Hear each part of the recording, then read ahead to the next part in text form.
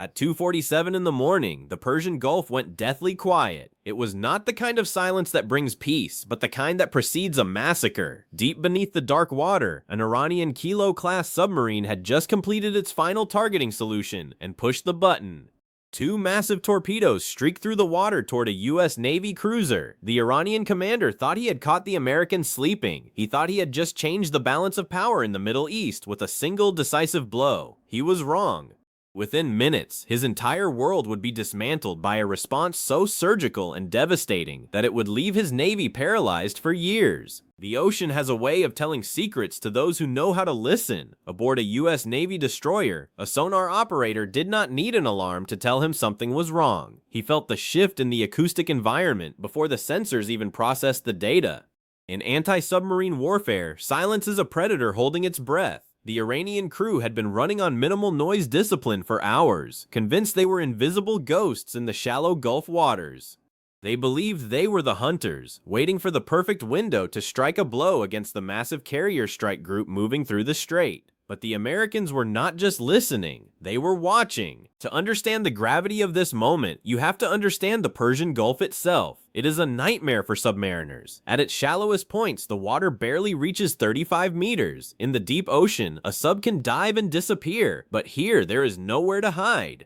Iran has spent decades mastering these waters with their Russian-built Kilo-class boats, which NATO nicknamed the Black Hole because they are notoriously difficult to detect. This particular commander was experienced and patient.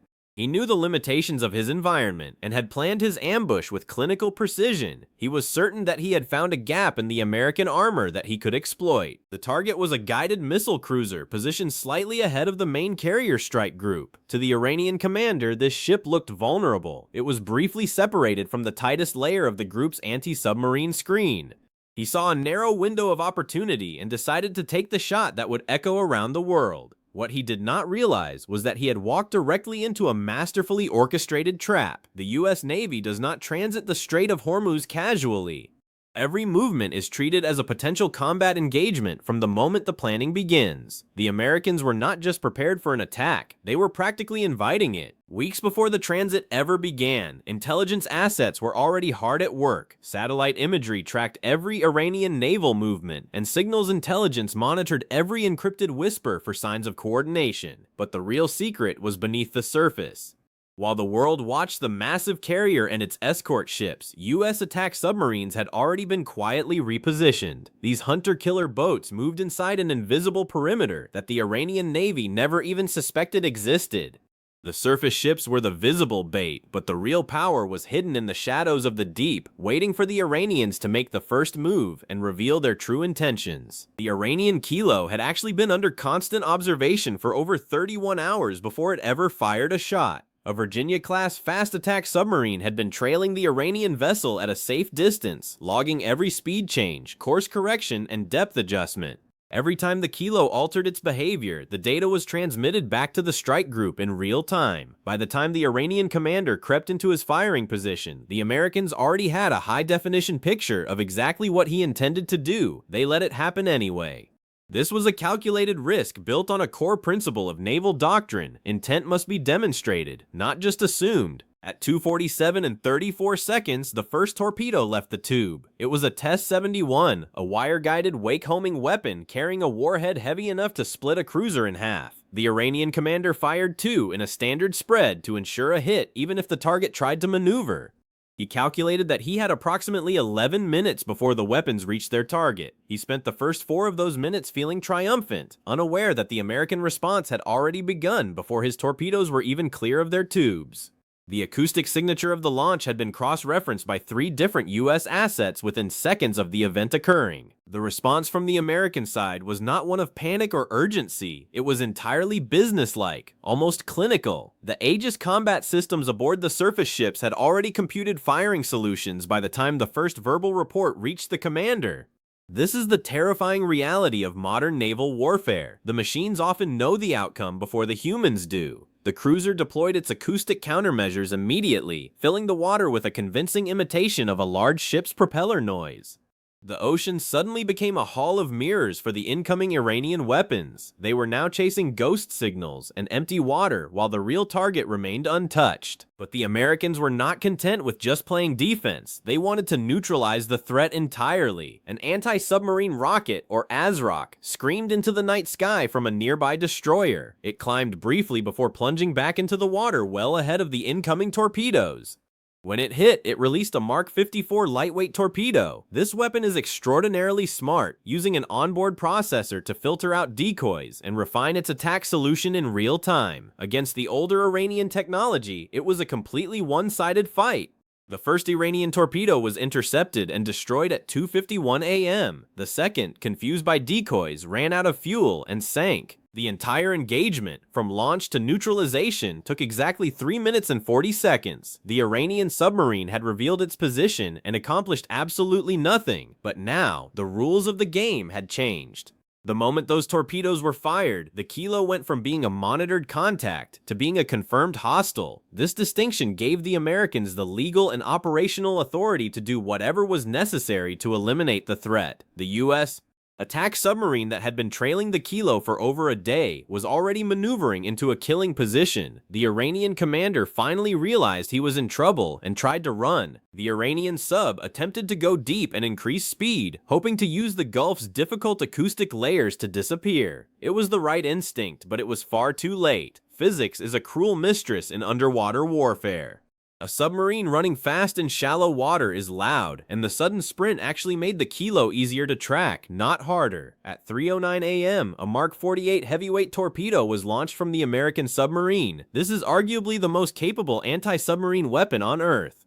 It is wire-guided, meaning the Americans could steer it and adjust its path right up until the moment of impact. There was no escaping the predator that had been following them all along. The Iranian crew was not incompetent. They tried every trick in the book. They used emergency ascents, sharp course reversals, and noisemakers, but they were outmatched by a system designed specifically to kill boats exactly like theirs. At 3:19 a.m., the Mark 48 struck the Kilo just below its sail.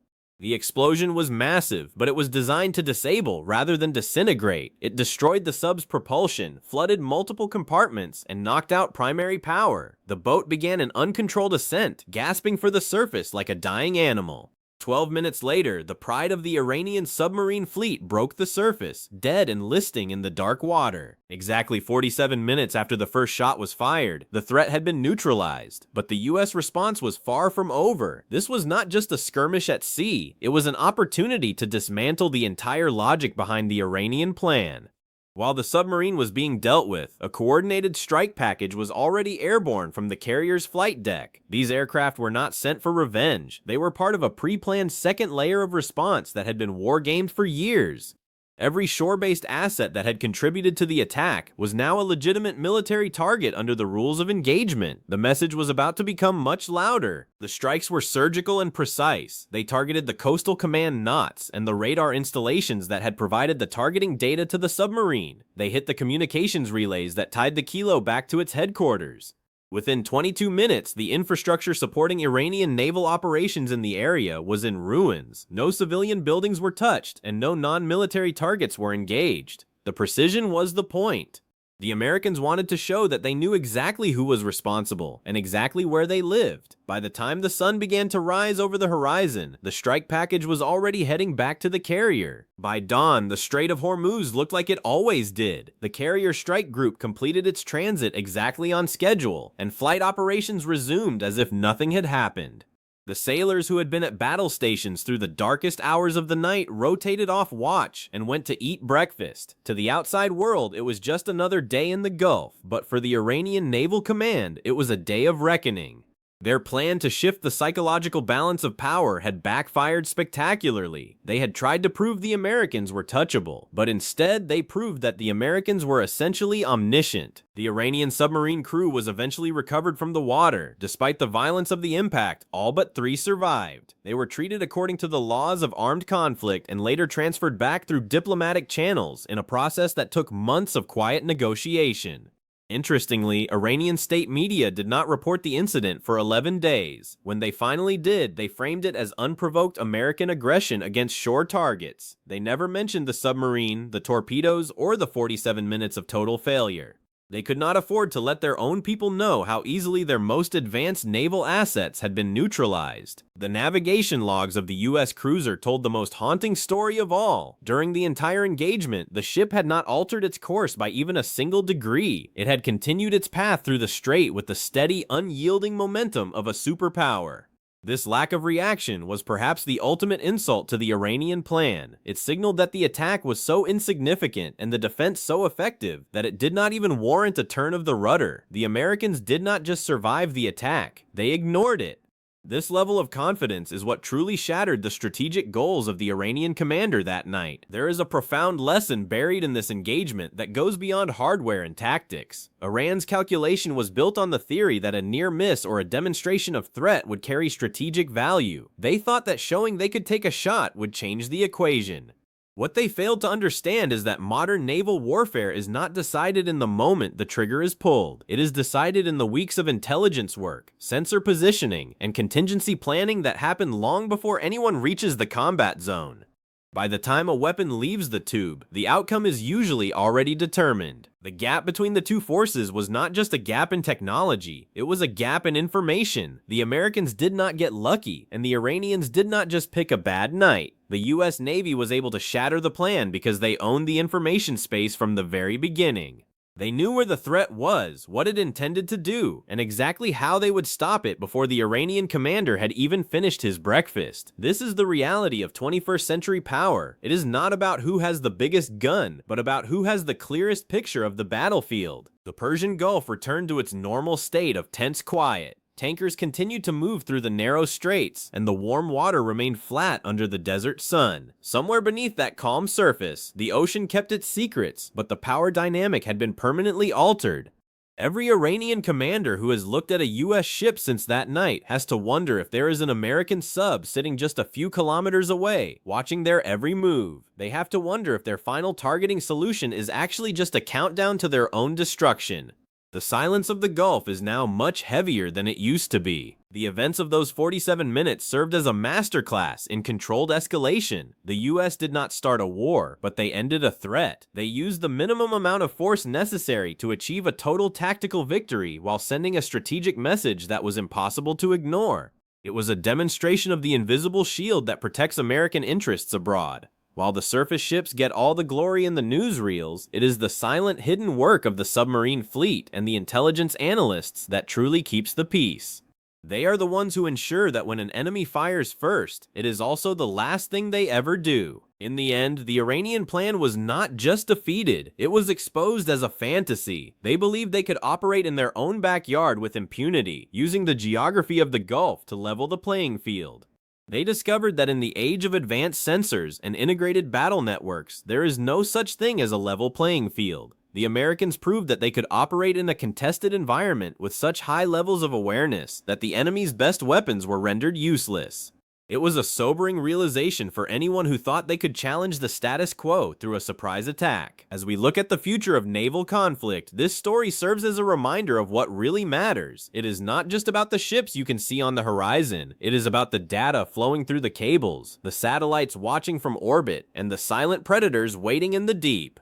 The day the Iranian submarine fired first was the day they learned that the most dangerous part of the US Navy is the part you never see coming. If this breakdown of high-stakes naval strategy gave you a new perspective on how modern power really works, make sure to hit like and subscribe for more deep dives into the world's most intense encounters.